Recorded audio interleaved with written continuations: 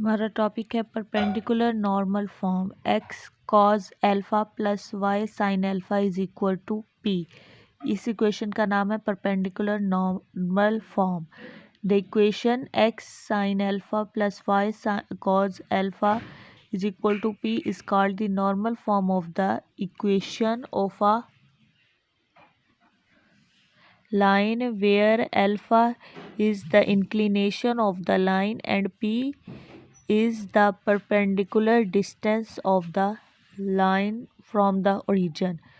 ये देखें point P है, इसमें ये जो आपके पास है अल्फ़ा, ये है आपके पास इंक्लिनेशन।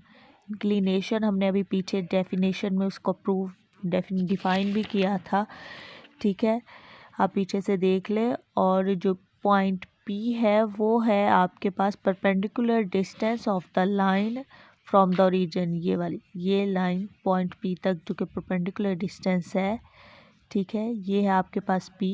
और ये एक्स एक्सिस से पॉजिटिव एक्स एक्सिस से कितना एंगल ये बना रहा है, ये आपका कहलाएगा इंक्लिनेशन, जिसे कहा है अल्फ़ा। इसको प्रूव इन्होंने किया हुआ है। Let P be a point of a line as told above. A line is the locus of a point PXY which move in a straight path under some constants. इस तरह वो move करिए। देखिए उसने एक्स इंटरसेप्ट भी बनाया है, Y intercept भी बनाया, लेकिन इसकी हमें खैर ज़रूरत नहीं है, में आगे जाके काम आएगा ज़रूर हमारे, बल्कि काम आएगा ये हमारे, ठीक है। और ये परपेंडिकुलर इसने बनाया है, आप देखिए इस लाइन में, तो यहाँ पे 90 का एंगल ही बन रहा है, ठीक है।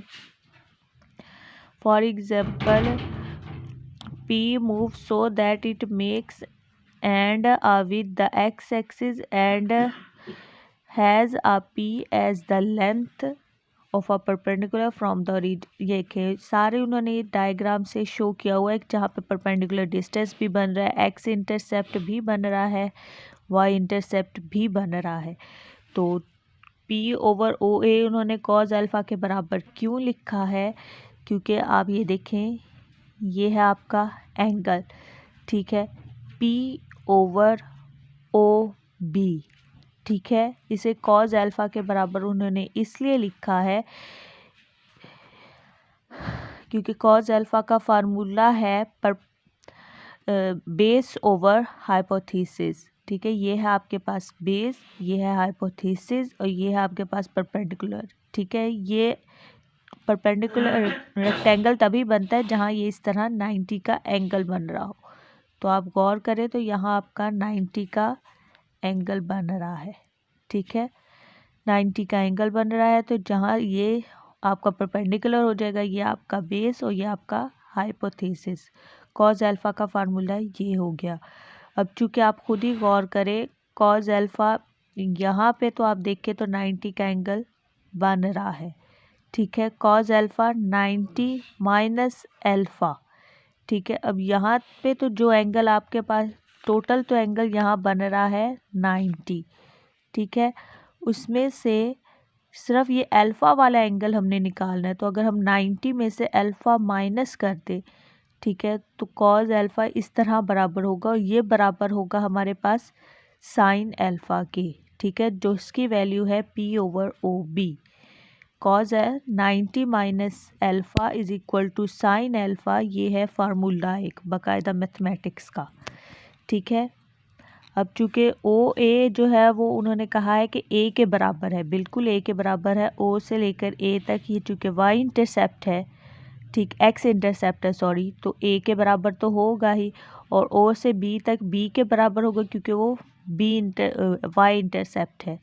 इसी तरह इन्होंने यहाँ वैल्यूज़ पुट की हैं, O B is equal to B is equal to P over sine alpha, ठीक है।